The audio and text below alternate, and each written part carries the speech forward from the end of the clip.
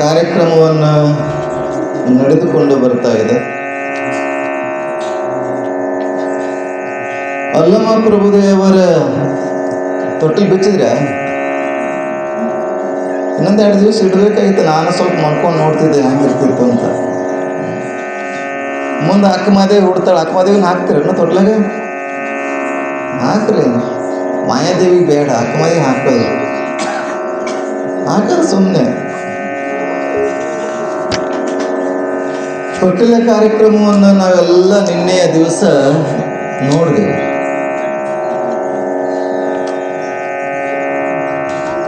ಅಲ್ಲಮ ಪ್ರಭುಗಳು ಜನಿಸಿದ್ದಾರೆ. ನಿರಹಂಕಾರ ಮತ್ತು ಸುಜ್ಞಾನ. ಎಷ್ಟು ಚಂದ ಐತೆ ನೋಡ್ರಿ ಹೆಸರು, ತಂದೆ ತಾಯಿಗಳ ಹೆಸರು. ಅಲ್ಲಮ ಪ್ರಭುವಿನ ಹೆಸರು ಕೂಡ ಅಷ್ಟೇ ಸುಂದರ, ಅವರ ತಾಯಿಯ ಹೆಸರು ಕೂಡ ಅಷ್ಟೇ ಸುಂದರ. ನಿನ್ನ ಹೆಸರೇನು ಮಗ? ವಿವೇಕ. ಅವಿವೇಕತನ ಮಾಡಬಾರ್ದು. ವಿವೇಕ ಅಂದ್ರೆ ವಿವೇಕ ಥರನೇ ಇರಬೇಕು. ಅಪ್ಪನ ಹೆಸರೇನು? ಜೋರ ಹೇಳು, ಸ್ವಲ್ಪ ಕೇಳೋಣ.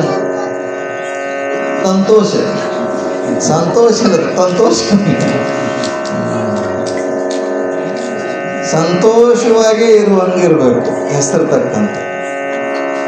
ನಿರಹಂಕಾರ, ಅಹಂಕಾರವಿಲ್ಲದಿರುವಂಥ ವಸ್ತು, ಅದು ಸುಜ್ಞಾನ.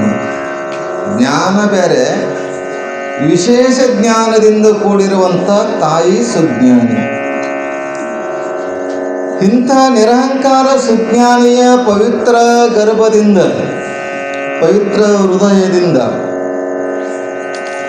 ಅಲ್ಲ ಅಮ್ಮ ಪ್ರಭು, ತಂದೆ ತಾಯಿ ಸೇರಿರುವಂಥ ಹೆಸರು ಅಲ್ಲ ಅಮ್ಮ ಪ್ರಭು. ಅಲ್ಲಮ ಪ್ರಭುವಿನ ಜನನ ಆಗಿದೆ. 10-11 ದಿವಸಗಳಾಯಿತು. ತೊಟ್ಟಿಲ ಕಾರ್ಯಕ್ರಮವನ್ನು ನೆರವೇರಿಸಿದ್ರಿ ನೀವೆಲ್ಲರೂ ಸೇರಿ.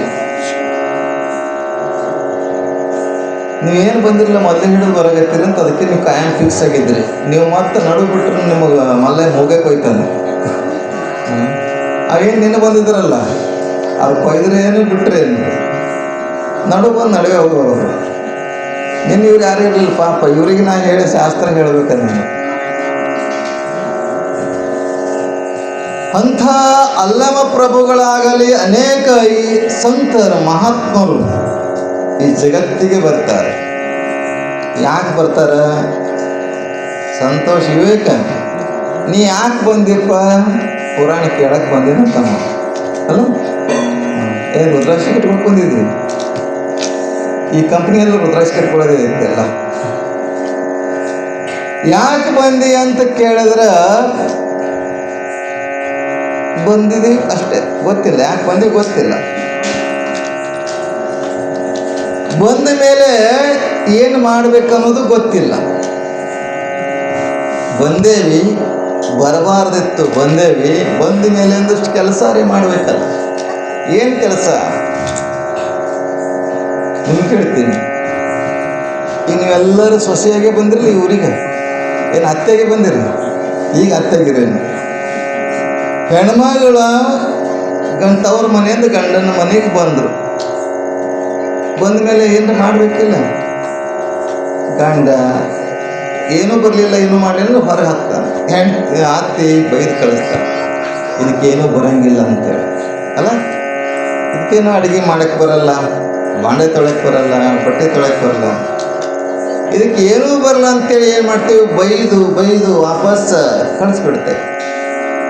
ಹಾಗ ಈ ಜಗತ್ತಿಗೆ ನಾವು ಬಂದೇವಿ. ನಡೆಯಕ್ಕೆ ಬಂದೇವಲ್ಲ, ಕೂಡಕ್ಕೆ ಬಂದೇವಿ, ನಡೆಯಕ್ಕೆ ಬಂದೇವೆ. ನಡೆಯಕ್ಕೆ ಬಂದೇವತ್ತಂದ್ರೆ ಸರಿಯಾಗಿ ನಡೆಯುವುದೇ ಗೊತ್ತಾಗ್ತಾ ಇಲ್ಲ ನಮಗೆ. ಹೆಂಗೆ ನಡಿಬೇಕನ್ನೋದು ಗೊತ್ತಾಗ್ತಾ ಇಲ್ಲ. ಅದಕ್ಕೆ ನಡೆಯಕ್ಕೆ ಕಲಿಸ್ಲಿಕ್ಕೆ ಗುರುಗಳು ಬರ್ತಾರೆ, ಮಹಾತ್ಮರು ಬರ್ತಾರೆ. ಹೀಗೆ ನಡಿಬೇಕಪ್ಪ, ಸತ್ಯದ ನಡೆ ತೀರ್ಥ, ಸತ್ಯದ ನುಡಿ ತೀರ್ಥ. ನಡೆ ನುಡಿಯನ್ನು ಕಲಿಸ್ಲಿಕ್ಕೆ ಬರ್ತಾರೆ, ಕೂಡುವುದನ್ನು ಕಲಿಸಕ್ಕೆ ಬಂದರು, ಮಾತನಾಡುವುದು ಕಲಿಸ್ತಾರೆ. ಹೆಂಗೆ ಮಾತಾಡಬೇಕು ಅಂತ ಗೊತ್ತಿಲ್ಲ ನಮಗೆ, ಮಾತನಾಡುವುದು ಕಲಿಸ್ತಾರೆ ಗುರುಗಳು, ನಡೆಯುವುದನ್ನು ಕಲಿಸ್ತಾರೆ, ಧ್ಯಾನಿಸುವುದನ್ನು ಕಲಿಸ್ತಾರೆ. ಎಲ್ಲವನ್ನ ಕಲಿಸ್ಲಿಕ್ಕೆ ಮಹಾತ್ಮರು ಬರ್ತಾರೆ. ಜೊತೆಗೆ ಅಜ್ಞಾನ ಅಂಧಕಾರವನ್ನು ಕಡಿಲಿಕ್ಕೆ, ಅಜ್ಞಾನ ಅಂಧಕಾರವನ್ನು. ಯಾಕೆ ಹೋಗ್ಬೇಕು? ಆಕಳ ಸರಿತಿದ್ದು ಹೀಗೆ ಹೊಡೆದು ಬಂದಿದ್ದನ್ನು ಕತ್ತರಿಸಿ ಚೂಡ ಉಂಡೆ ಕಾರ್ಚಿಕಾಯಿ ಎಲ್ಲ. ಅವನ ನಮ್ಮ ಜೊತೆಗೆ ಬರ್ತಾನಂತ, ಮುಂದೆ ಅವನೇ ನಮ್ಮ ಶಿಷ್ಯ ಆಗ್ತಾನಂತ, ಅವನೇ ಕೂತು ಪ್ರವಚನ ಮಾಡ್ತಾನಂತ. ಹೌದಲ್ಲ? ಹೇಳಿದಲ್ಲ ಕೊಲೆಗ.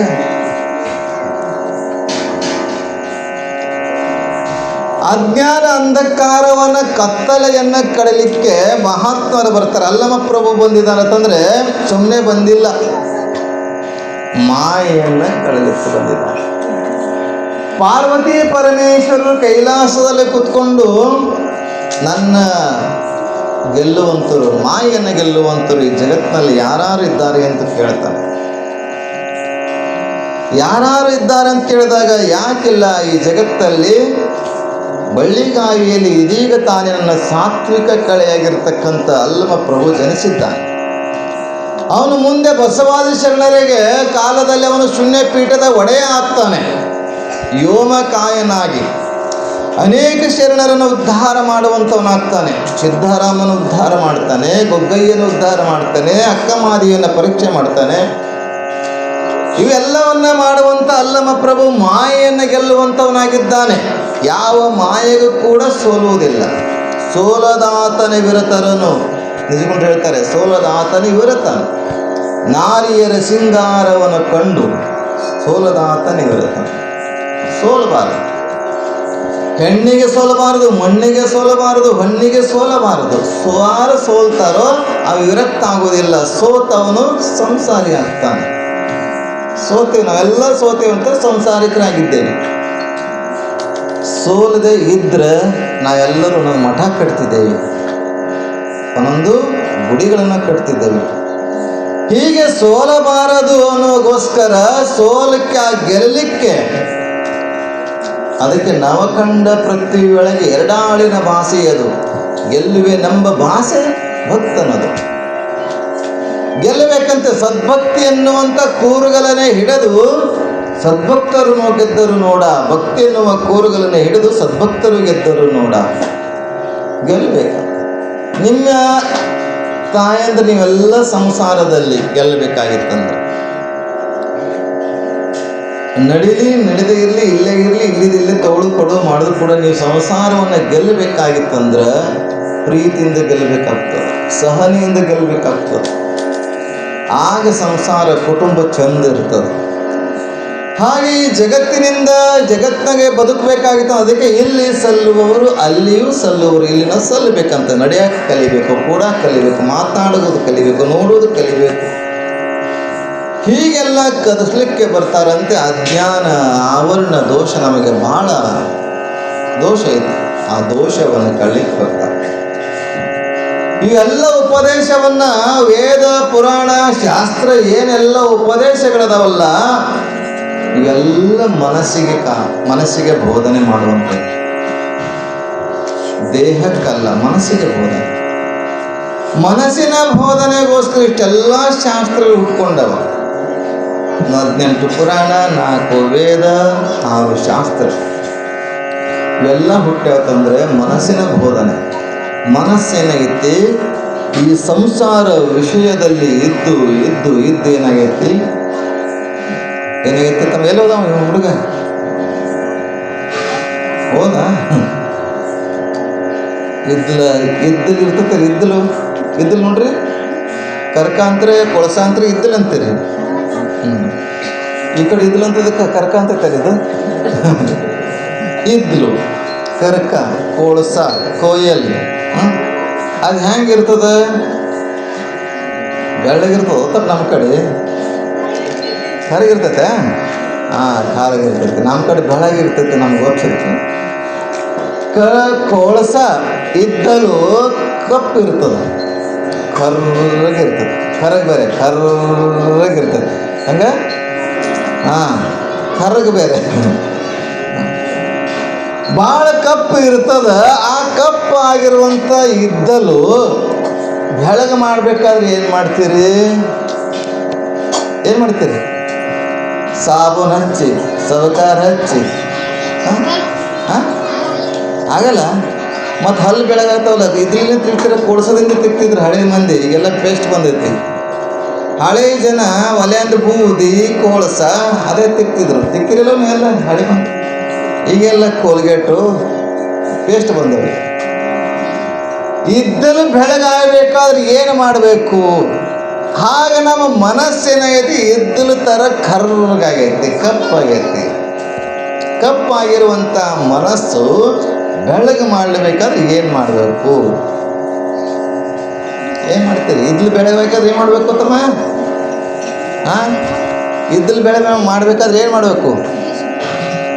ಫೇರ್ ಅಂಡ್ ಲವ್ಲಿ ಹಚ್ಚಬೇಕು, ಪೌಡರ್ ಹಚ್ಚಿರಿ. ಬೆಳಗಾಗ್ತದೆ. ನೀವು ಮತ್ತೆ ಎಲ್ಲ ಕಪ್ಪಿದ್ರಲ್ಲ ಪೌಡರ್ ಹಚ್ಚಿ ಬೆಳಗಾಗಿರ್ತಿರಲ್ಲ. ಇದ್ಲು ಬೆಳಗಾಗಬೇಕಂದ್ರೆ ಫೇರ್ ಅಂಡ್ ಲವ್ಲಿ ಹಚ್ಚೋದಲ್ಲ, ಪೌಡ್ರ್ ಹಚ್ಚೋದಲ್ಲ. ನೀವು ಹೇಳ್ದ ಹುಡುಗ ಶಾಣಾಗಿದೆಯಲ್ಲ, ನೀನು ಬೆಂಕಿ ಹಚ್ಬೇಕಿರತ್ತ ನಾವು.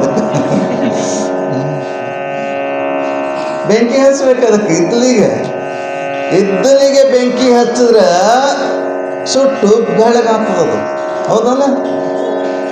ಸುಟ್ಟ ಮೇಲೆ ಅದು ಕರಗಿರಂಗಿಲ್ಲ, ಬೆಳಗಾಗ್ತದೆ. ಕರೆಕ್ಟ್ ಅದಲ್ಲ? ಅನುಭವ ಮಾತಿದು. ಇದ್ದಲಿಗೆ ಬರೇ ಒಂದು ಕಡ್ಡಿ ಗೀಚಿ ಬೆಂಕಿ ಹಚ್ಚಿದ್ರೆ ಬೆಳಗಾಗ್ತದಂತ ಗೊತ್ತದ. ಹಾಗೆ ನಮ್ಮ ಮನಸ್ಸೇನದ ಇದ್ದಲಿ ಥರ ಕರ್ರಗಾಗ್ಯದ. ಏನಾಗ್ಯದ?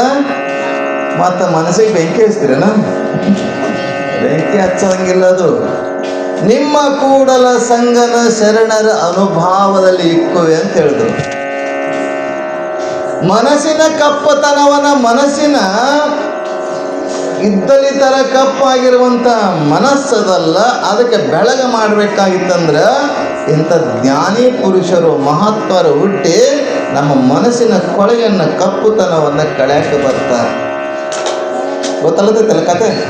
ಸರಳವಾಗಿರುವಂಥ ಮಾತು. ಹಂಗೆ ಅಲ್ಲಮ ಪ್ರಭು ಬಂದಿದ್ದಾರತಂದ್ರೆ ನಮ್ಮ ಮನಸ್ಸಿಗೆ ಏನಾಗಿತ್ತಂದ್ರೆ, ಅದಕ್ಕೆ ಯದಾ ಯದಾ ಹಿ ಧರ್ಮಸ್ಯ ಗ್ಲಾನಿರ್ಭವತಿ ಭಾರತ ಅಭ್ಯುತ್ಥಾನಂ ಮಧರ್ಮಸ್ಯ ತದಾತ್ಮಾನಂ ಸೃಜನ್ಯ ಪರಿತ್ರಾಣಾಯ ಸಾಧೂನಾಂ ವಿನಾಶಾಯ ಚ ದುಷ್ಕೃತಾಂ ಧರ್ಮ ಸಂಸ್ಥಾಪನಾರ್ಥಾಯ ಸಂಭವಾಮಿ ಯುಗೆ ಯುಗೆ.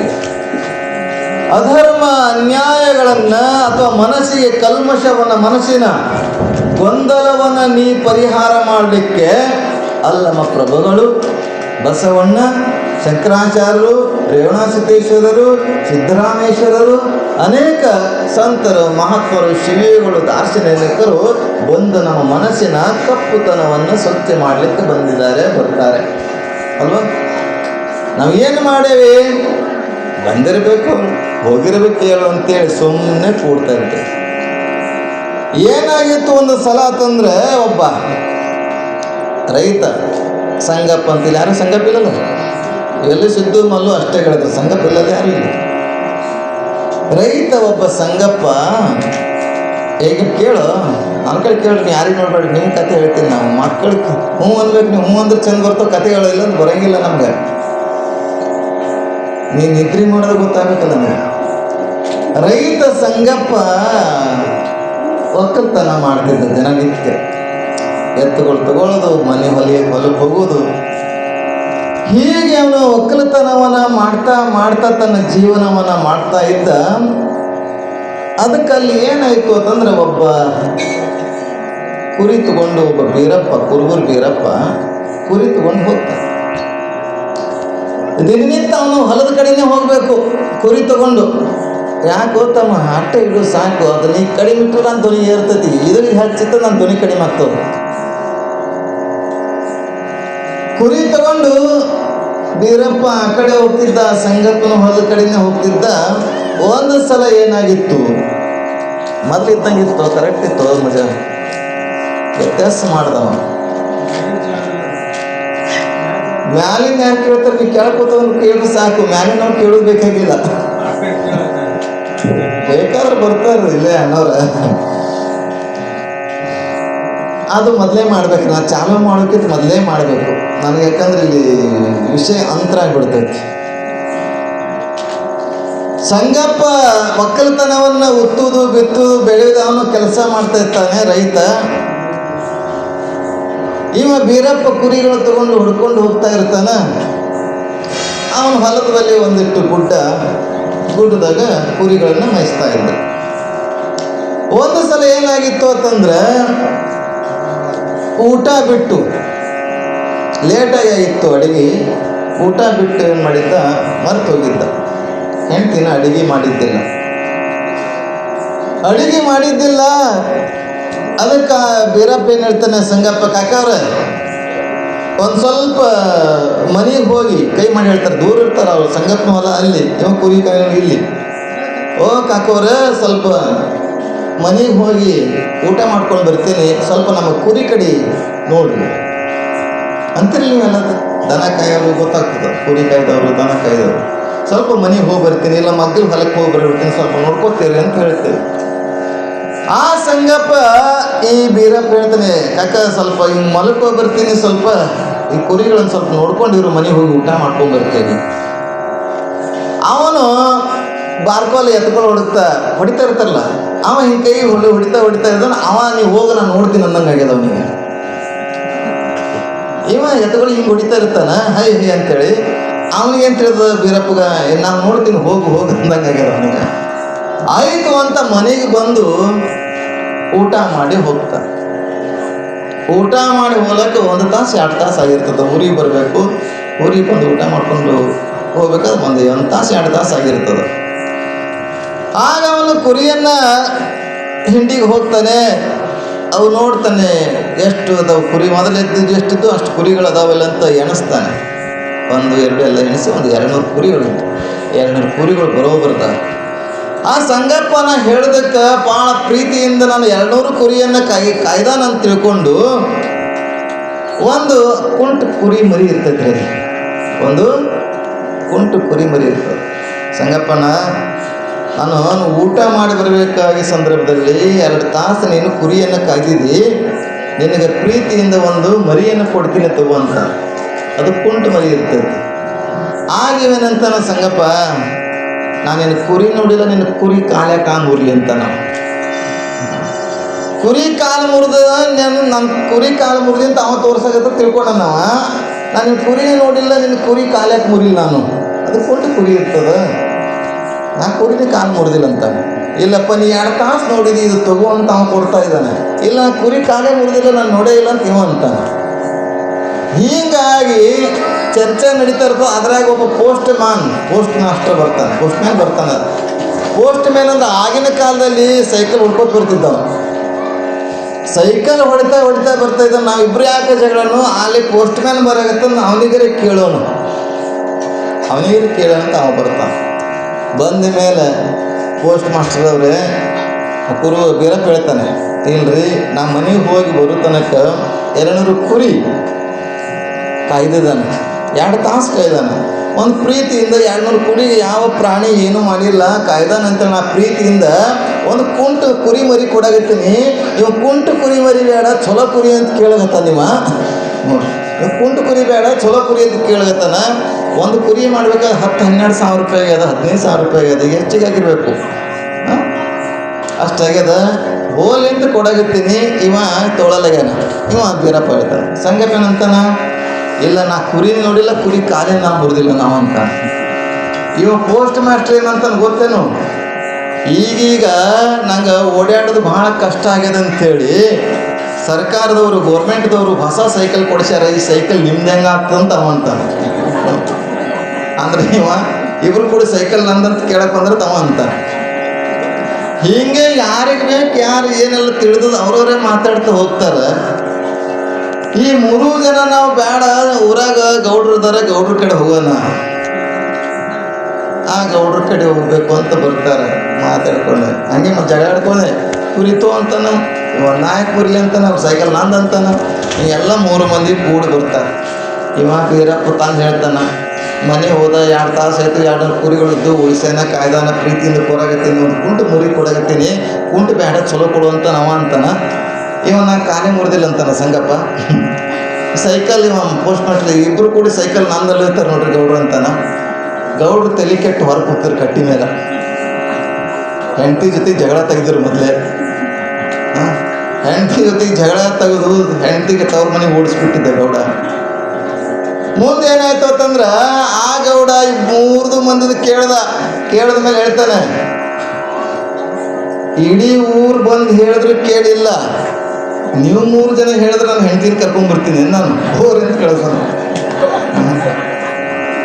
ಊರು ನೀವು 3 ಮಂದಿಯಲ್ಲಿ ಇಡೀ ಊರ ಯಾರು ಬಂದು ಹೇಳಿದ್ರು ನನ್ನ ಹೆಂಡತಿ ಕರ್ಕೊಂಬರಲ್ಲ ಅಂತ ಹೇಳಿ ಕಳಿಸ್ತಾನೆ. ಅಂತಂದ್ರೆ ಇಲ್ಲಿ ಏನಾಗ್ಯದಂದ್ರೆ 4 ಮಂದಿ ಕಿವಿಗೆ ಸ್ಪೀಕರ್ ಡಮರ್ ಆಗಿದ್ದು ರೀ,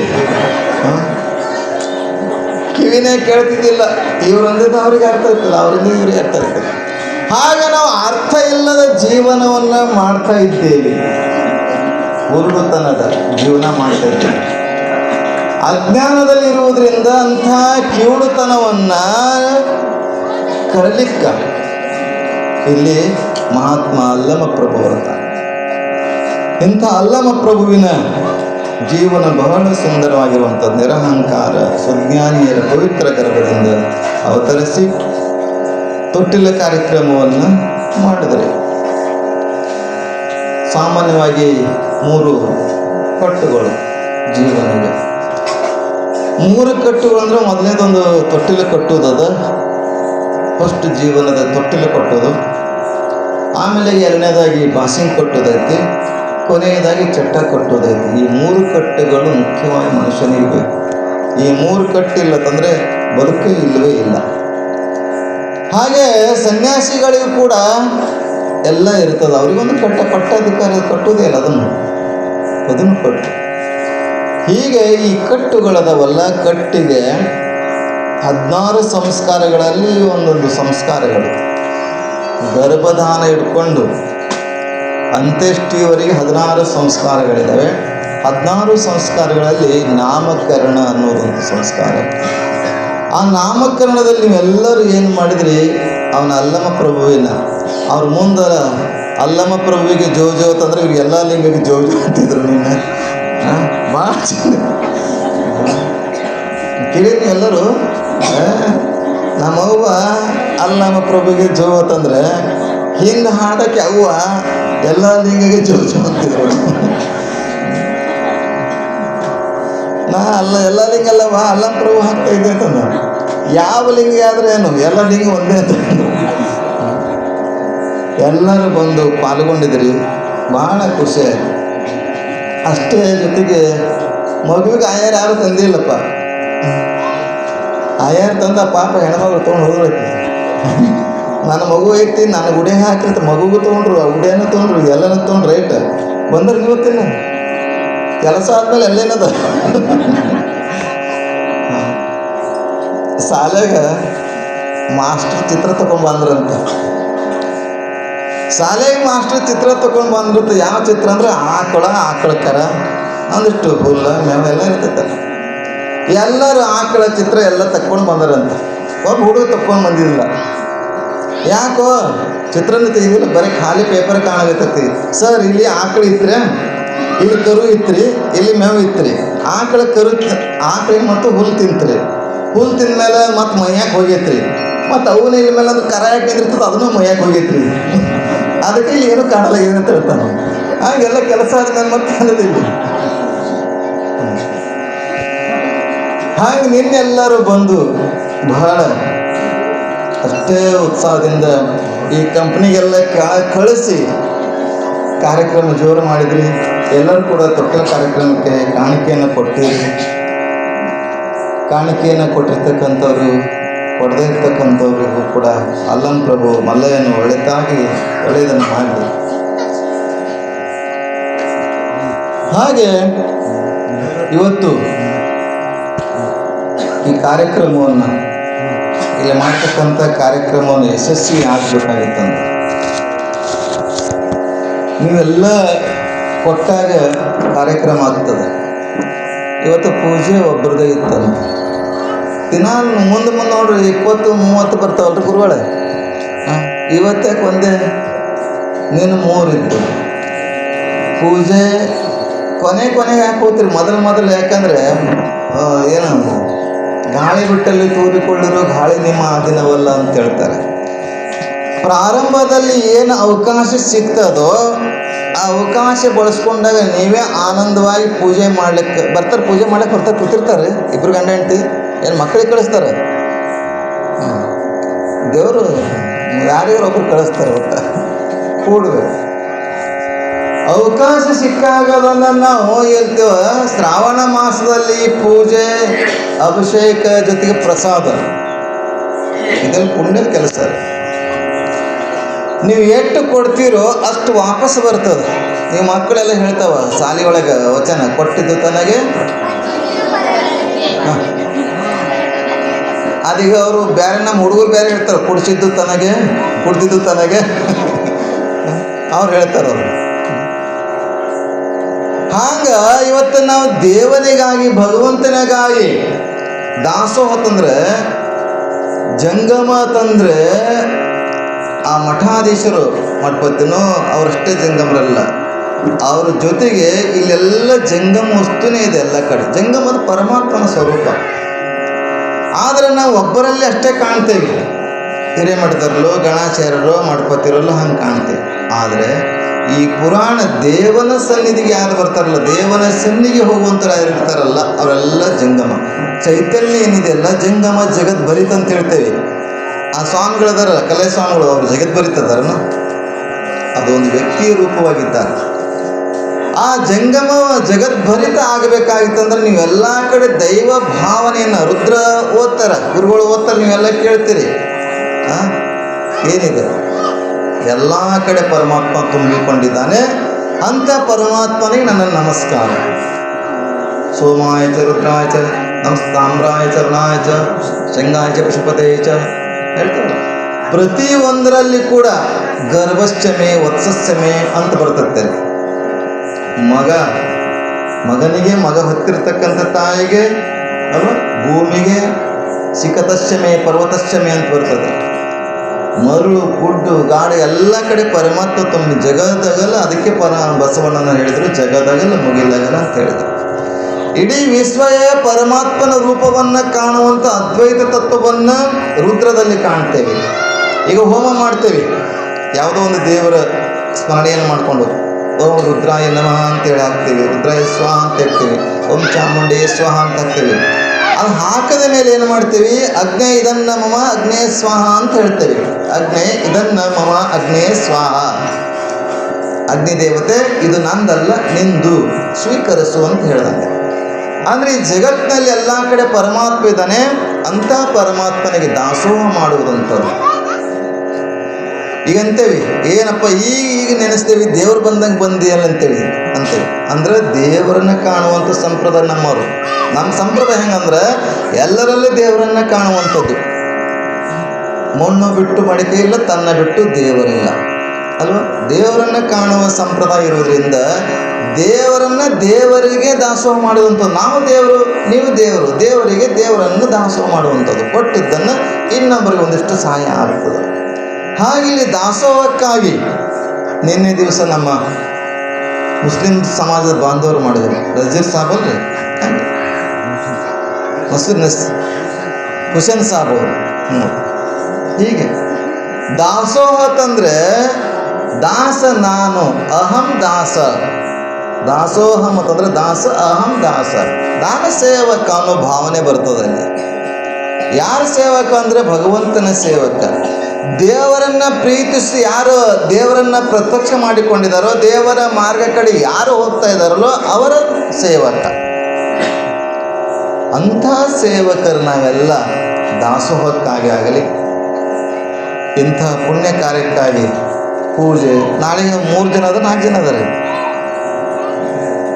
ಒಬ್ಬರೇ ಇಬ್ಬರು ಮಾಡ್ರಿ.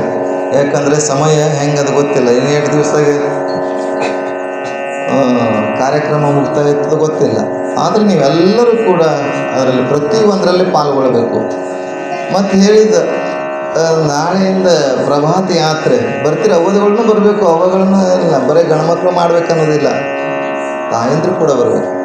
ಇವತ್ತು ಒಬ್ರು ತೋರಿಸೋರು ವಿಡಿಯೋದಲ್ಲಿ, ಮೊಬೈಲ್ದಲ್ಲಿ ಬೇರೆ ಕಡೆ ಮಾಡ್ತಾ ಇದ್ದಾರೆ. ನಮ್ಮೂರಲ್ಲಿ ಯಾಕೆ ಮಾಡಬಾರ್ದು? ಅದನ್ನು ಕೆಟ್ಟದ್ದಲ್ಲ.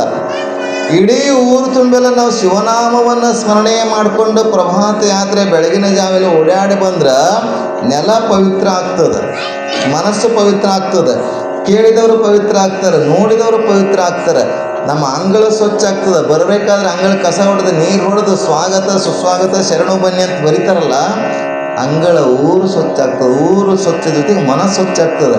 ಅಂಥ ಸ್ವಚ್ಛವಾದಂಥ ಮನಸ್ಸಿಗೆ ಮಾತ್ರ ಪರಮಾತ್ಮ ಒಲಿತಾನೆ, ಬೇಡಿದ್ದು ಹೊರ ಕೊಡ್ತಾನೆ. ಅದಕ್ಕೆ ನಾವು ಮಾಡಬೇಕು. ನಾಳಿಂದ ಮಾಡ್ತೀರಿ, ಮಾಡಿ. 5 ಗಂಟೆಯಿಂದ 6 ಗಂಟೆವರೆಗೆ ಪ್ರಭಾತ ಯಾತ್ರೆ ಮೂಲಕ ಬಂದು ಅಲ್ಲಿ ಪೂಜೆ ನಡೀತಿರ್ತದೆ. ಪೂಜೆ ಜೊತೆಗೆ ಒಂದಿಷ್ಟು ಭಜನೆ ಮಾಡಿ ಮಂಗಳಾರತಿ ಮಾಡಿ ನಮ್ಮ ಮನೆಗೆ ನೀವು, ನಿಮ್ಮ ಮನೆಗೆ ನಾವು, ನಿಮ್ಮ ಮನೆಗೆ ನೀವು, ನಮ್ಮ ಮನೆಗೆ ನಾವು. ಅದಕ್ಕಾಗಿ ತಾವೆಲ್ಲರೂ ಕೂಡ ನಾಳೆ ನಮ್ಮ ಹಿರಿಯರು ಅದಾರ, ಹಿರಿಯರು ನೇತೃತ್ವದಲ್ಲಿ ನಾಳೆ ಒಂದು ದಿವಸ ನಾ ಇರೋಂಗಿಲ್ಲ, ಇಲ್ಲ ಮುಂಜಾನೆ ಮತ್ತು ಸಂಜೆಗೆಲ್ರಿ ಆಡದಿಂದ ಇರ್ತೀನಿ. ಮುಂಜಾನೆ ಅಷ್ಟೇ ಇರಲ್ಲ, ಮತ್ತು ಸಂಜೆಗೆ ಇರ್ತಿಲ್ಲ ಅಂತ ತಿಳ್ಕೊಬೇಡ್ರಿ. ಅದಕ್ಕೆ 63 ಜನ ಬಸವಣ್ಣನ ಕಾಲದ 63ಕ್ಕಿಂತೆಲ್ಲ ಬಸವಣ್ಣರ ಕಾಲದಲ್ಲಿ ಒಬ್ಬ ಶರಣಾಗಿದ್ದ. ಶರಣ ಅಂತಂದರೆ ಒಕ್ಕಲತನ ಮಾಡುವಂಥ ಕಾಯಕ, ಒಕ್ಕಲತನ ಮಾಡುವಂಥ, ನಾವೆಲ್ಲ ಒಕ್ಕಲತನ ಮಾಡುವಂಥವ್ರು. ಒಕ್ಕಲತನವನ್ನು ಮಾಡ್ತಾ ಮಾಡ್ತಾ ಗೊಗ್ಗಯ್ಯನ ಚರಿತ್ರೆ ಬರ್ತದೆ. ಗೊಗ್ಗಯ್ಯನು ಕೂಡ ಒಬ್ಬ ಒಕ್ಕಲತನ ಮಾಡುವಂಥ ಶರಣ. ಅಲ್ಲಮ್ಮ ಪ್ರಭು ಅಲ್ಲಿಗೆ ಬರ್ತಾನೆ. ಅದು ಏನಾಗ್ತಂತ ನಾವು ಅಲ್ಲಿ ನೋಡ್ತೀವಿ. ಯಾಕಂದರೆ ಹೊರಗೆ ಒಕ್ಕಲತನ ಮಾಡೋದರ ಜೊತೆಗೆ ಒಳಗೆ ಒಕ್ಕಲತನ ಮಾಡಬೇಕಂತೆ. ಶರೀರ ಎಂಬುವ ಫಲವ ವಸನ ಮಾಡಿರೋ, ಪರತತ್ವ ಬೆಳೆಯನ್ನು ಬೆಳೆದುಣ್ಣಿರು ಅಂತ ಹೇಳ್ತಾರೆ. ಹೆಂಡತಿ ಕಸ ಕಡ್ಡಿಗಳನ್ನು ಹೊರಗೆ ಬೆಳೆದದ, ಅದೆಲ್ಲ ಗುದ್ದಿ ಸನಕ್ಕಿಂದ ಬಗಿತೇವೆ. ಆದರೆ ಈ ದೇಹ ಎನ್ನುವಂಥ ಹೊಲದಲ್ಲಿ ಕೂಡ ಕಸ ಕಡ್ಡಿಗಳು ಹೊಲಸು ತುಂಬಿದಲ್ಲ. ಇದನ್ನು ಹೊಲಸು ತೆಗೆಯುವಂಥ ಕೆಲಸವನ್ನು ಈ ಶಾಸ್ತ್ರದಿಂದ ಅಧ್ಯಾತ್ಮದ ಚಿಂತನೆಯನ್ನು ಮಾಡಲಿಕ್ಕೆ ಸಾಧ್ಯ ಐತೆ. ಏನಾಗಿದೆ ಅಂದರೆ ಆ ಶರಣ ಒಕ್ಕಲತನವನ್ನು ಮಾಡ್ತಾ ಮಾಡ್ತಾ ಏನು ಹಲವಾರು ವರ್ಷಗಳು ಗತಿಸ್ತಾ ಇದ್ದಾವೆ. ಸದಾ ಲಿಂಗ ಪೂಜೆಯನ್ನು ಮಾಡ್ತಾನೆ. ಲಿಂಗ ಪೂಜೆಯನ್ನು ಮಾಡಬೇಕು. ಲಿಂಗ ಪೂಜೆಯನ್ನು ಮಾಡುತ್ತಾ ತನ್ನ ದೇಹವನ್ನು ಶುದ್ಧಿಯನ್ನು ಮಾಡೋದ್ರ ಜೊತೆಗೆ ಹೊರಗಿನ ತನ್ನ ಭೂಮಿಯನ್ನು ಹೊಸನ ಮಾಡ್ತಾನೆ, ಸ್ವಚ್ಛ ಮಾಡ್ತಾನೆ, ಬೆಳೆಯನ್ನು ಬೆಳೀತಾನೆ, ಬಿತ್ತಾನೆ. ಕಾಯಕ, ಒಕ್ಕಲತನದ ಕಾಯಕ ದಾಸೋಹ ಅನುಭವವನ್ನು ಮಾಡಿಕೊಂಡು ಹೋಗ್ತಾ ಇರ್ತಾನೆ. ಹೀಗಿರುವಾಗ ಒಂದು ಸಲ ಬರಗಾಲ ಬರ್ತದೆ. ಏನು ಬರ್ತದೆ? ಬರಗಾಲ ಬರ್ತದೆ. ಮಳೆ ಬರಲಿಲ್ಲ, ಬಿತ್ತಬೇಕು. ಆದರೆ ಏನು ಮಾಡ್ತಾರೆ ರೈತರು? ಮಳೆ ಬಂದರೆ ಬದುಕಬೇಕು. ಈ ಜಗತ್ತು ನಿಂತಿದ್ದು ರೈತನಿಂದ. ರೈತ ಬಿತ್ತರೆ ಎಲ್ಲವನ್ನ ಬೆಳಿತಾನೆ. ಡಾಕ್ಟರ್ನಿಂದ ಸಾಧ್ಯ ಇಲ್ಲ, ಇಂಜಿನಿಯರಿಂದ ಸಾಧ್ಯ ಇಲ್ಲ, ವಕೀಲರಿಂದ ಸಾಧ್ಯ ಇಲ್ಲ. ರೈತ ಇಲ್ಲಂದ್ರೆ ಯಾರೂ ಇಲ್ಲವೇ ಇಲ್ಲ. ಅಂಥ ರೈತ ಶರಣ ಏನು ಮಾಡ್ತಾರೆ? ಮಳೆ ಬರಲಿಲ್ಲ ಅನ್ನೋಗೋಸ್ಕರ ಎಟ್ಟಿದ್ದಷ್ಟು ಬಾವಿ ನೀರ, ಬೋರ್ ನೀರ ಒಂದಿಷ್ಟು ಹಾಕಿ ಬೆಳೆಸ್ತಾರೆ. ಮತ್ತೆ ಒಂದು ವರ್ಷ ಬಂತು, ಅವಾಗೂ ಮಳೆ ಬರಲಿಲ್ಲ. ಮಳೆ ಬರಲಿಲ್ಲ ಅಂದರೆ ಜನ ಏನು ಮಾಡಿದ್ರು? ಊರು ಬಿಟ್ಟು ನಡೆದ್ರು. ಮಳೆನೇ ಇಲ್ಲ, ಬಿತ್ತಕ್ಕಿಲ್ಲ, ದನ ಕರಗಳು ಸಾಯಗತ್ತು, ಮಾರಾಗತ್ತರು. ಊರಿಂದ ಊರಿಗೆ ಗೋಳೆ ಕೊಟ್ಕೊಂಡು ನಡೆದ್ರು. ಎಲ್ಲ ಬಿಟ್ಟು ನಡೆದ್ರು. ಆದರೆ ಈ ಶರಣ ಅಂತಾನೆ, ನಡಿ ನೀನು ಹೋಗೋಣ ತಂತಾರೆ ಜನ. ಅವನು ಬರಲಂತಾನೆ, ನಾವು ಇದ್ರಲ್ಲೇ ಇರ್ತೇನೆ ಅಂತ. ಯಾಕೆ ಅಂತಂದ್ರೆ ಇವತ್ತು ವಿಚಾರ ಮಾಡಿ ರಾಮಾಯಣದಲ್ಲಿ ಒಂದು ಮಾತಿದೆ. ರಾಮ ಲಕ್ಷ್ಮಣನಿಗೆ ಹೇಳಿದ ಮಾತು ಒಂದು: ಜನನೇ ಜನ್ಮ ಭೂಮಿಶ್ಚ ಸ್ವರ್ಗಾದಪಿ ಗರಿಯಸಿ ಅಪಿ ಸುವರ್ಣಮಯ ಲಂಕಾನ ರೋಚತೆ ಲಕ್ಷ್ಮಣ. ರಾವಣರ ಯುದ್ಧ ಆಗಿದೆ. ವಿಭೀಷಣ ದೈವ ಭಕ್ತ, ರಾಮ ಭಕ್ತ ವಿಭೀಷಣ ಏನಂತಾನೆ, ದೇವರೇ ರಾಮ, ನನಗೆ ಈ ರಾಜ್ಯ, ಈ ಅರಮನೆ, ಈ ಸಿಂಹಾಸನ ತಗೊಂಡು ಏನು ಮಾಡಲಿ? ನಿನಗೆ ಅರ್ಪಣೆ, ನೀನೇ ಕುತ್ಕೋ ಅಂತಾನೆ. ಇಲ್ಲ, ನಿನಗೆ ಅದು.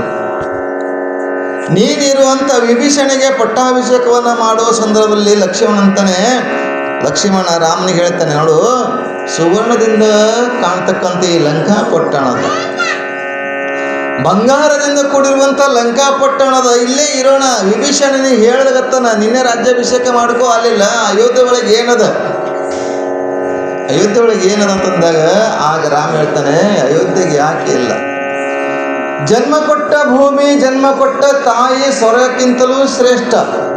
ಜನನೇ ಜನ್ಮಭೂಮಿಶ್ಚ ಸ್ವರ್ಗಾದಪಿ ಗರಿಯಸಿ.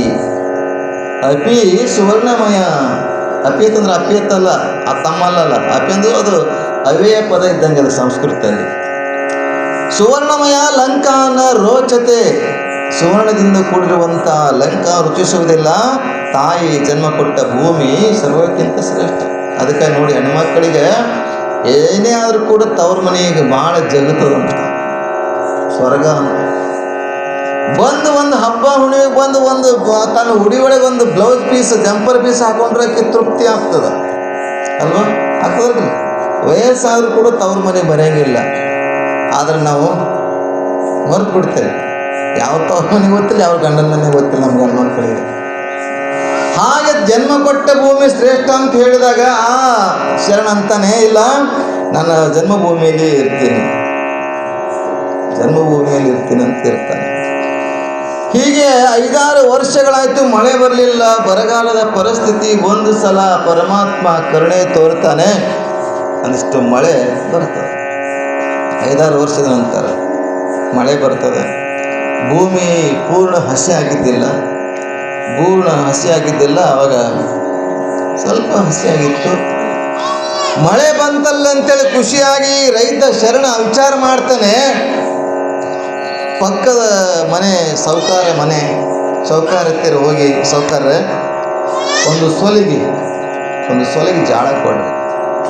ಒಂದು ಸೊಲಿಗೆ ಜೋಳ ಕಡಲೆ ಕೊಟ್ರೆ, ಒಂದು ಸೇರು ಕಡಲೆ ಕೊಡ್ರಿ, ಒಂದು ಸೇರು ಕೊಟ್ಟರೆ ನಿಮ್ಗೆ ಒಂದು ಚೀಲ ಕೊಡ್ತೀನಿ. ಒಂದು ಸೊಲಿ ಕೊಟ್ಟರೆ ಒಂದು ಚೀಲ ನಿಮ್ಗೆ ಕೊಡ್ತೀನಿ, ಒಂದು ಸೊಲಿಗೆ ಕಡ್ಲಿ ಕೊಡ್ರಿ ಅಂಥೇಳಿ. ಯಾಕಂದ್ರೆ ಸೌಕಾರ ಬಡ್ಡಿ ವ್ಯವಹಾರ ಮಾಡುವಂಥ ಹಾಗೆ ಸೇರಿಗೆ ಒಂದು ಚೀಲ ಸಿಗ್ತದೆ ಅಂತಂದ್ರೆ ಯಾರು ಅಲ್ಲ ಅಂತಾರೆ. ಅದಕ್ಕೆ ಒಂದು ಸೊಲಿಗೆ ಜೋಳ ಇದು ಕಡ್ಲೆಯನ್ನು ಕೊಟ್ಟು ಕಳಿಸ್ತಾರೆ. ಆದರೆ ಶರಣ ಏನು ಮಾಡ್ತಾನೆ, ರಾತ್ರಿಯನ್ನು ಮುಂಜಾನೆ ಎತ್ತುಗಳೆಲ್ಲ ಇಲ್ಲ, ದನಕರುಗಳೆಲ್ಲ ಮಾರಿದಾನೆ, ಏನಿಲ್ಲ. ಇಬ್ಬರು ಗಂಡ ಹೆಂಡತಿ ಹೊಲ ಒಂದು 2-3 ಎಕರೆ ಹೊಲ. ಏನು ಮಾಡಬೇಕು ಅಂತ ಅವು ಕಾಳುಗಳನ್ನು, ಭೂಮಿ ಪೂರ್ಣವಾಗಿ ಹಸಿಯಾಗಿಲ್ಲ, ಆ ಸೊಲಗಿ ಕಾಳುಗಳನ್ನು ತಂದು ಏನು ಮಾಡ್ತಾನೆ, ನೀರಲ್ಲಿ ನೆನೆ ಹಾಕ್ತಾನೆ. ರಾತ್ರಿ ನೀರಲ್ಲಿ ನೆನೆ ಹಾಕಿ ಮುಂಜಾನೆ ಬಿದಿರಿನ ಬುಟ್ಟಿ, ಹೆಂಡೆ ಬುಟ್ಟಿ, ತಾಸು ಬುಟ್ಟಿ, ಏನಂತೀರಿ ನೀವು? ಬಿದಿರಿನ ಬುಟ್ಟಿ ಇಲ್ಲ, ಬಿದಿರಿನ ಬುಟ್ಟಿ ಒಳಗೆ ತುಂಬಿಕೊಂಡು ಕಾಳುಗಳನ್ನು, ನೆನೆದ ಕಡಲೆ ಕಾಳುಗಳನ್ನು ತುಂಬಿಕೊಂಡು ಹೊಲಕ್ಕೆ ಹೋಗ್ತಾನೆ. ಬಿತ್ತಬೇಕು, ತನ್ನ ಭೂಮಿಗೆ ಹೋಗ್ತಾನೆ. ಭೂಮಿಗೆ ಆ ಕಾಳುಗಳನ್ನು ತೆಗೆದುಕೊಂಡು, ಆ ಕಾಳುಗಳನ್ನು ಕೈಲೇ ಬಿತ್ತಬೇಕಲ್ಲ. ಆಗಿನ ಕಾಲದಲ್ಲಿ ರೈತರು ವ್ಯವಹಾರನೇ ಬೇರೆ, ಎತ್ತುಗಳು. ಈಗ ಕಾಳುಗಳು ನೀವೆಲ್ಲ ಪಾಲಿಶ್ ಮಾಡಿ ಕೊಡ್ತಿದ್ರಿ. ಈಗ ಎಲ್ಲ ಈ ಪಾಲಿಶ್ ಮಾಡಲಿಕ್ಕೆ ಕಾರ್ಖಾನೆ ಕೊಡ್ತೀರಿ. ಆದರೆ ಆಗಿನ ಕಾಲದ ರೈತರು ತಂತಿ ಹೂಡಬೇಕಾದ್ರೆ ಎತ್ತಿನ ಕಾಲನ ಕುರ ಇರ್ತಾವಲ್ಲ, ಕುರದಿಂದ ತಾನೇ ಕಾಳುಗಳ ಪಾಲಿಶ್ ಆಗಿ ಹೋಗ್ತಿದ್ದು. ಏನಿಲ್ಲ ಕುರ. ಯಾವುದೇ ಅಲ್ಲಿ ಕಾರ್ಖಾನೆಯಲ್ಲಿ ಏನು ಮಾಡ್ತಾರೆ, ಎಣ್ಣೆ ಹಾಕ್ತಾರೆ, ಯಾವುದೋ ಒಂದು ಕೆಮಿಕಲ್ ಹಚ್ಚಿ ಮಷೀನ್ದಾಗ ಹಾಕಿ ತೆಗಿತಾರೆ, ಶೈನಿಂಗ್ ಬರ್ತದೆ ಅಷ್ಟೇ. ಆದರೆ ಇವತ್ತು ಆ ಕಾಳುಗಳನ್ನು ತೆಗೆದುಕೊಂಡು ಹೋಗಿ ಬೇರೆ ಬುಟ್ಟಿ ಒಳಗೆ ಇರ್ತಾವೆ. ಒಂದು ಕಡಲೆ ಕಾಳನ್ನು ಕೈಯಾಗಿ ತೊಗೊಂಡು ಹಿಂಗೆ ಬಿತ್ತಬೇಕು ಅಂತ ಭೂಮಿಗೆ ಬಾಗ್ತಾರೆ. ಭೂಮಿ ಕಾಳು ಕೈಯಾಗಿ ತೊಗೊಂಡಿದ್ದಾನೆ, ಭೂಮಿಗೆ ಬಿತ್ತಬೇಕು, ಭೂಮಿ ಒಳಗೆ ಹಾಕಬೇಕು ಅಂತ ಬಾಗಿದ್ದಾನೆ. ಒಂದು ಕಡೆ ಶಬ್ದ ಕೇಳ್ತೈತಿ, ಹೋಗೇ ಮಲ್ಲಿಕಾರ್ಜುನ, ಶ್ರೀಶೈಲ ಮಲ್ಲಿಕಾರ್ಜುನ ಸ್ವಾಮಿ ಮಹಾರಾಜ ಕೀ ಜಯ. ಈಗ ಶಬ್ದ ಬರ್ತದೆ. ಯಾವದ ನೀನು? ಅವನಲ್ಲ. ಹಾಗಲ್ಲಿ ಜೈಕಾರವನ್ನ ಕೇಳಿದ ಕೂಡಲೇ ಭೂಮಿಗೆ ಹಾಕುವ ಬೀಜವನ್ನ ವಾಪಸ್ ಏನು ಮಾಡ್ತಾನೆ, ಬುಟ್ಟಿ ಒಳಗೆ ಹಾಕಿ ಧ್ವನಿ ಯಾವ ಕಡೆ ಬಂತು ಅಂತ ನೋಡ್ತಾನೆ. ಅಲ್ಲಿ 8 ಜನ ಸನ್ಯಾಸಿಗಳು, ಸಂತರು, ಮಹಾತ್ಮರು, ಶಿವಯೋಗಿಗಳು ಬರ್ತಾ ಇದ್ರು. ಕಾವಿಧಾರಿಯಾಗಿ ಜಂಗಮ ಮೂರ್ತಿಗಳು ಬರ್ತಾ ಇದ್ರು. ಬಹಳ ಖುಷಿ ಆಯ್ತು ಅವನಿಗೆ, ಬಹಳ ಸಂತೋಷ ಆಗ್ತದೆ.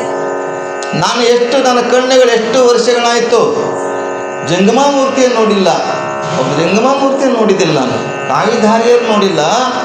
ಇವತ್ತು ಏಕಕಾಲದಲ್ಲಿ ಒಂದು 8-10 ಜನ ಸನ್ಯಾಸಿಗಳು ಸಂತರು ಬರ್ತಾ ಇದ್ದಾರೆ ಅಂತೇಳಿ ಬುಟ್ಟಿ ಅಲ್ಲೇ ಬಿಟ್ಟು ಓಡೋಡು ಹೋಗಿ ಅವರಿಗೆ ನಮಸ್ಕಾರ ಮಾಡಿ ಸ್ವಾಗತ ಮಾಡ್ಕೊಂಡು ಬರ್ರಿಯಪ್ಪ, ಎಲ್ಲಿಂದ ಬಂದ್ರಿ, ಯಾವ ಕಡೆ ಪ್ರಯಾಣ ಮಾಡ್ತಾ ಇದ್ದೀರಿ ತಂದಾಗ ನಾವು ಹೀಗೆ ಬೇರೆ ಊರಿಂದ ಬರ್ತಾ ಇದ್ದೀವಿ, ಈಗ ಶ್ರೀಶೈಲಕ್ಕೆ ಹೋಗ್ತಾ ಇದ್ದೇವೆ, ಮಲ್ಲಯ್ಯನ ದರ್ಶನಕ್ಕೆ ಹೋಗ್ತಾ ಇದ್ದೀವಿ, ಪ್ರವಾಸ ಮಾಡ್ಕೊಂಡು ಹೋಗ್ತಾ ಇದ್ದೀವಿ ಅಂತ.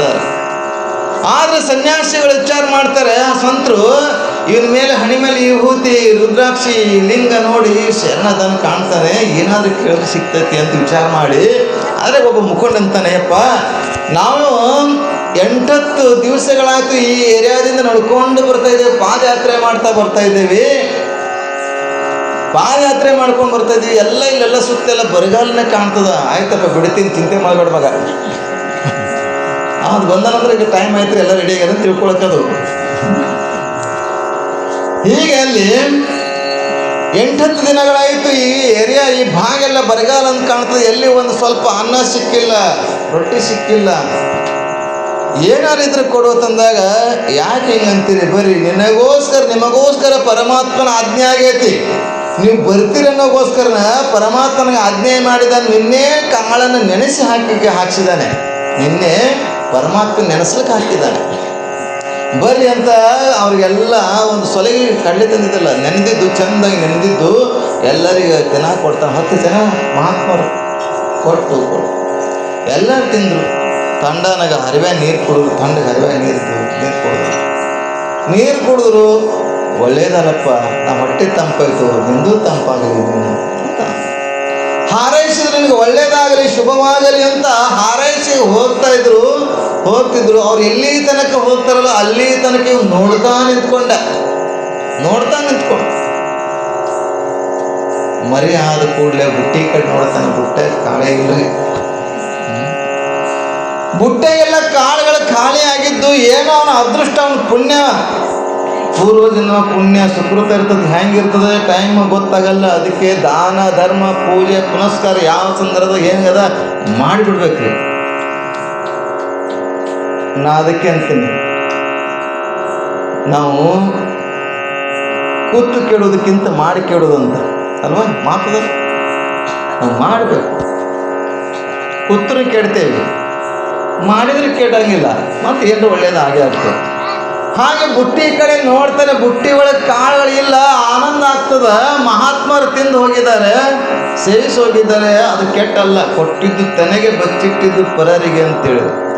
ಆದ್ರೆ ಅವನ ಅದೃಷ್ಟ, ನನ್ನ ಪುಣ್ಯ, 5 ಕಾಳುಗಳು ಉಳಿದಿವಂತ. 5 ಕಾಳುಗಳು ಉಳಿದಿದ್ದು, ಕಡಲೆ ಕಾಳುಗಳನ್ನ ಬಿದಿರಿನ ಸಂಧಿ ಇರ್ತಾವಲ್ಲ, ಬಿದಿರಿನ ಸಂಧಿ ಒಳಗೆ 5 ಕಾಳುಗಳು ಉಳಿದಿದ್ದು, ಅವೇನು ಬೆರಳಿಂದ ತೆಗೆದು ಕೈಯಾಗಿ ಇಟ್ಕೊಳ್ತಾನೆ. ಇಟ್ಕೊಂಡಂತ ನಾ ಎಂಥ ಭಾಗ್ಯವಂತ, ಇದು ಭಾಗ್ಯ ಅಂತ ಹೇಳಿದ್ರು. ಎಂಥ ಭಾಗ್ಯವಂತ, ಎಂಥ ಪುಣ್ಯವಂತ. ಇವು ಕಾಳುಗಳು ಸಾಮಾನ್ಯ ಕಾಳುಗಳಲ್ಲ, ಯಾಕಂದ್ರೆ ಮಹಾತ್ಮರ ಹಸ್ತದಿಂದ ಬಂದಿರುವಂಥ ಕಾಳುಗಳು ಸಾಮಾನ್ಯ ಕಾಳುಗಳಲ್ಲ. ಇವು ಪರಮಾತ್ಮನ ಪಂಚಮುಖಗಳಿದಾವಲ್ಲ, ಪಂಚಮುಖ ಸದ್ಯೋಜಾತ ವಾಮದೇವ ಅಘೋರ ತತ್ಪುರುಷ ಈಶಾನ್ಯ ಎನ್ನುವಂಥ 5 ಮುಖ, 5 ಮುಖಗಳೆನ್ನುವ ಕಾಳುಗಳಿವು ಸಾಮಾನ್ಯ ಕಾಳುಗಳಲ್ಲ ಅಂತೇಳಿ ಕಣ್ಣಿಗೆ ಹಚ್ಕೊಂಡು ನಮಸ್ಕಾರ ಮಾಡಿ ಮಗುವಿನಂಗ ಇಲ್ಲಂದು ಅಲ್ಲಂದು ಇಲ್ಲಂದು ಬಿತ್ತು ಹೋಗ್ಬಿಡ್ತಾರೆ. 5 ಕಾಳುಗಳು ಹೊಲದಾಗ ಹಾಕೋಗ್ತಾರೆ. 3-4 ತಿಂಗಳು ಊರ ಕಡೆ ಹೊಲ ಕಡೆ ನೋಡುವುದಿಲ್ರಿ. ಈ ಸುದ್ದಿ ಗೊತ್ತಾಗ್ತದೆ ಸೌಕಾರಿಗೆ.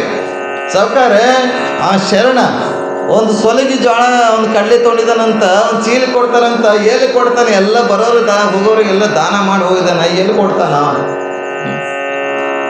ಅಂತ ಅವರು. ಆದ್ರೆ ಮಗ್ಗಲು ಹೊಲ್ದವ ಬಂದು ಹೇಳ್ತಾನೆ, ಯಪ್ಪ ಶರಣ ಎಂಥ ಪುಣ್ಯವಂತ ನೀನು, ನೋಡು ನೀನು ಹೊಲದಾಗ ನೀನು ಮಾಡ್ತಕ್ಕಂಥ ಪುಣ್ಯ, ನೀನು ಮಾಡ್ತಕ್ಕಂಥ ಸೇವೆಯಿಂದ ಕೇವಲ 5 ಕಾಳುಗಳನ್ನೆಲ್ಲ ಇಡೀ ಹೊಲ ತುಂಬೆಲ್ಲ ಕಡಲೆ ಕಾಳುಗಳಾಗಿ ಕಡಲೆ ಗಿಡಗಳಾಗಿ ಬೆಳೆದವೆ ಅಂತ ಮಗ್ಗಲು ಹೊಲದವ ಹೇಳ್ತಾನೆ. ಮಗ್ಗಲು ಹೊಲದವ 5 ಕಾಳುಗಳು ಇಡೀ ಹೊಲ ತುಂಬೆಲ್ಲ ಕಡಲೆ ಗಿಡಗಳಾಗಿ ಸುಲಭವಾಗಿ ಬೆಳೆದ್ಬಿಟ್ಟಿತ್ತು. ಇವತ್ತಿಂಥ ಪುಣ್ಯಮಯ ಕಾರ್ಯಕ್ರಮದಲ್ಲಿ ಎಲ್ಲ ಕಾರ್ಯಕ್ರಮದಲ್ಲಿ ಒಂದಿಷ್ಟು ಕೊನೆ ಕೊಡೋದಲ್ಲಿ ಈಗಿಂದ ಶುರು ಮಾಡಬೇಕು. ಈಗಿನ ಶುರು ಮಾಡಿದ್ರೆ ಬರ್ಕೊಳ್ಳೋರಿಗೆ ಈಜಿ ಆಗ್ತದೆ. ಒಮ್ಮೆ ಕೊಟ್ರೆ ಯಾರ ಹೆಸರು ಹೇಳಬೇಕು, ಈಗ ಅರ್ಧ ಹೆಸರು ಹೇಳ್ಕೊಂಡು ಹೋಗ್ಬೇಕು ಅವರು, ನನಗೂ ಟೈಮ್ ಉಳಿತಾಯ ಆಗ್ತದೆ. ಆವಾಗ ಅವ್ರನ್ನೆಲ್ಲ ಅರ್ಧ ತಾಸು ಅವರೇ ತೊಗೊಬಿಡ್ತಾರೆ. ಅದಕ್ಕೆ ತಾವೆಲ್ಲರೂ ಕೂಡ ದಾಸೋಹಕ್ಕೆ ಆಮೇಲೆ ಪೂಜೆಗೆ ಎಲ್ಲವನ್ನ ಸೇವೆಯನ್ನು ಸಲ್ಲಿಸಿ ಕೊಟ್ಟಿದ್ದು ಪರಮಾತ್ಮ ಮತ್ತೆ ವಾಪಸ್ ಆ ಮಲ್ಲಯ್ಯ ವಾಪಸ್ ಕೊಡ್ತಾನನ್ನುವಂಥದ್ದನ್ನು ಆ ಶರಣ ಮತ್ತಾರು ಅಲ್ಲ, ರೈತ ಶರಣ. ಇಲ್ಲೇ ಇಳಿಹಾಳ ಬೊಮ್ಮಯ್ಯನ ಕಥೆಯೇ ಬರುವಂಥದ್ದು. ಅಂಥ ರೈತ ಶರಣ ಶಿವನ ಧ್ಯಾನವನ್ನು ಮಾಡಿ, ಶಿವನ ಸೇವೆಯನ್ನು ಮಾಡಿ, ದಾಸೋಹನ ಮಾಡಿ ಇವತ್ತು ಶರಣರ ಜೊತೆಗೆ ಅವನ ಹೆಸರು ಕೂಡ ಶಾಶ್ವತವಾಗಿ ಉಳಿದಿದೆ. ಅಂಥ ಶರಣರಂತೆ ನಾವು ಕೂಡ ಶಾಶ್ವತವಾಗಿ ಉಳಿಬೇಕಾಗಿತ್ತಂದರೆ ಒಂದಿಷ್ಟು ಪುಣ್ಯಾದಿ ಕಾರ್ಯಗಳನ್ನು ಮಾಡ್ತಾ ಹೋಗುವುದರ ಮೂಲಕ ಕೃತಾರ್ಥನಾಗಬೇಕಂತ ಹೇಳ್ತಾ ಅಲ್ಲಮ ಪ್ರಭುಗಳು ಹೇಗೆ ಅವತಾರ ತೊಟ್ಟಿದ್ದಾರೋ ಹಾಗೆ ಆ ಪಾರ್ವತಿಯ ತಾಮಸಿಕ ಕಳೆ ನನ್ನನ್ನು ಗೆಲ್ಲುವಂಥವ್ರು ಯಾರ್ಯಾರಿದ್ದಾರೆ ಅಂತ ಕೇಳಿದಾಗ ಮಾಯಾರೂಪಿಯು, ಮಾಯೆಯ ಅಂದರೆ ತಾಮಸಿಕ ಕಳೆಯನ್ನು, ತಾಮಸಿಕ ಶಕ್ತಿಯನ್ನು ಮಾಯಾ ರೂಪದಿಂದ ಮಾಯಾದೇವಿಯಾಗಿ ಮೋಹಿನಿ ದೇವಿ ಮತ್ತು ಮಮಕಾರನ, ಮೋಹಿನಿ ದೇವಿ ಮಮಕಾರ, ಮಾಯಾದೇವಿ ತಂದೆ ತಾಯಿಗಳು ಇವರು, ಮೋಹಿನಿ ದೇವಿ ಮತ್ತು ಮಮಕಾರ ಹೆಸರು ಹಾಗೆ ನೋಡ್ರಿ. ಮೋಹಿನಿನ ಮೋಹ ಬರುವಂತ ಇರುವಂಥ ಹೆಣ್ಣುಮಗಳು ತಾಯಿ ಹೆಸರು.